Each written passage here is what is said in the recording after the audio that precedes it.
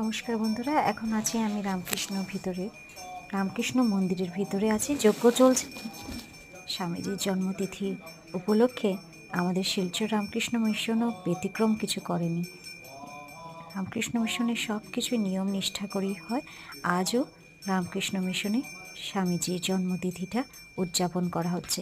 এখন চলছে যজ্ঞ, দেখতেই পাচ্ছেন আমার ভিডিওতে যজ্ঞ হচ্ছে।